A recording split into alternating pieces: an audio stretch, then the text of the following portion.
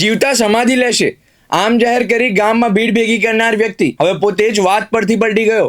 નમસ્કાર મિત્રો, હું દેવ ખત્રી, આપનું સ્વાગત છે યોર ન્યૂઝના પ્લેટફોર્મ પર।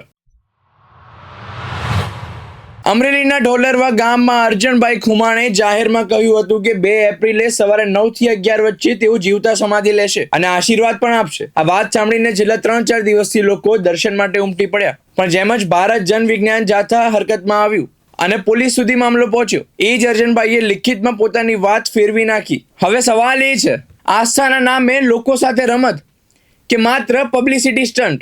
એક વાત યાદ રાખજો, જીવતા સમાધિ લેવી સીધો કાયદેસર ગુનો છે। આવતી હોય અને 2 એપ્રિલે 9 થી 11 તમે મૂકી દીધું, પછી અર્જુનભાઈ તમારા દીકરા છે, બધા તમારો પરિવાર સારો છે, તમે બેઠા હોય તો એને બધાને તમે કામ આવો, તમારી ઊંઘ ફ્રી। ખાલી મા બાપ બેઠા હોય ને, ખાલી ખુરશી પર બેઠા હોય ને, તોય છોકરાઓને એમ લાગે કે મારો બાપ બેઠો હતો,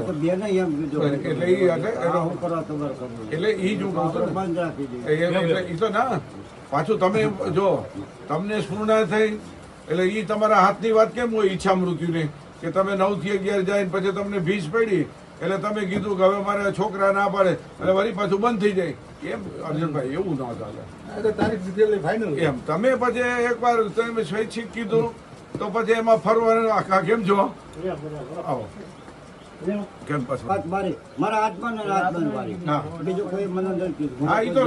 છોકરા તો સીધા છે, તમારી પાસે 1 મહિના આવે દોડે સમય શક્તિ પૈસા બગડે વેડફાય તો આ સમાજ ભોળે એમાં તમારા ખર્ચા માટે છોકરાઓને ખોટો લાસણમાં આવે પછી તમારી વાત નો વાયા વાયા થઈને વધતી જાય।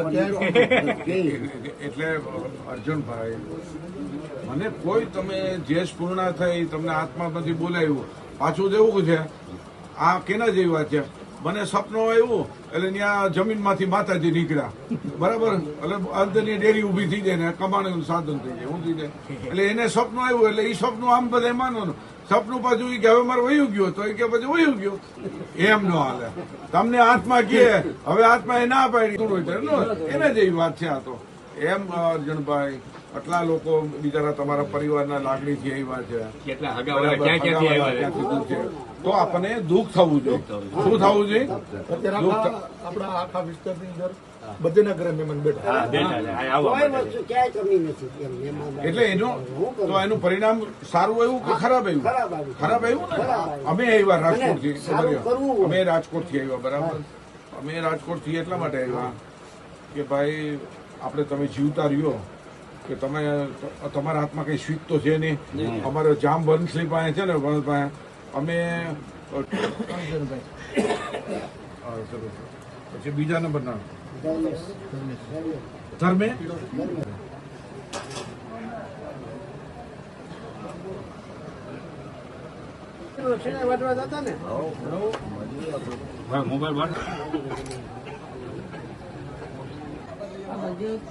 તમારું નામ શું?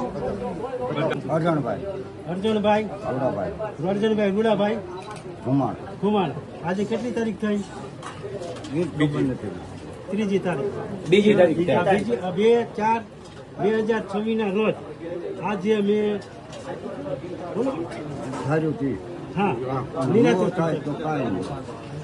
જો થાય તો કાંઈ નહીં, એ બદલે હું મારે માફી માંગુ છું, બરાબર?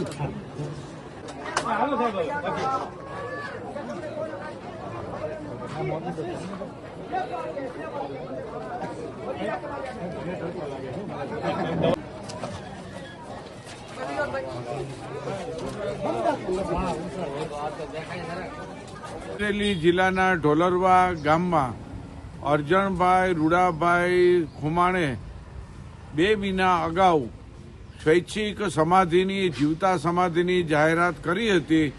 તેનો જાહેરાત મુજબ ફિયાસ્કો થયો હતો અને પરિવારને બેઆબરૂ થવું પડ્યું હતું તેવી ઘટના સામે આવી છે।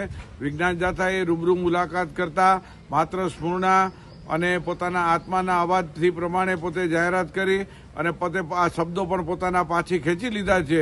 આ તદ્દન હંબક, અવૈજ્ઞાનિક અને નવું તૂત જ ચાલુ કર્યું હતું અને કોઈ કમાણીનું ગતકડું હતું તેવી પણ આશંકા જાય છે।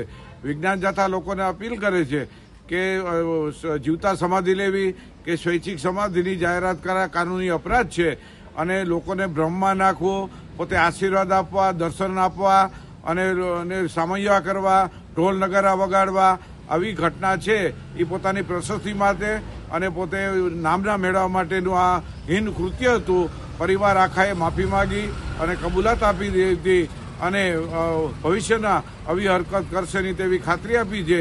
લોકોએ આવા જીવતા સમાધિના કે કોઈ પણ કે સમાધિ આપવાના તૂતથી અળગા રહેવા જાતા અપીલ કરે છે. કારણે સ્વૈચ્છિક સમાધિની જાહેરાત કરી અને દર્શન આપવાના, આશીર્વાદ આપવાના એવા નવા તૂત ચાલુ કરી અને લોકોને ભ્રમિત કરી મોટી સંખ્યામાં લોકોને એકત્રિત કર્યા હતા. વિજ્ઞાન જાથાએ રૂબરૂ મુલાકાત કરતા તેમને પરિવારે માફી માગી અને સ્ફૂર્ણાને કહ્યું હતું હવે કોઈ એવું સ્વૈચ્છિક સમાધિ કે જીવિત સમાધિ લેવાના નથી તેવી કબૂલાત આપી અને માફી પણ માગી. લોકોએ ગુમરાહ ન થવા માટે પણ જાતા અપીલ કરે છે. સ્વૈચ્છિક સમાધિ અથવા જીવતા સમાધિ કાનૂની અપરાધ છે અને આવી કોઈ જાહેરાતથી લોકોએ અળગા રહેવું જોઈએ.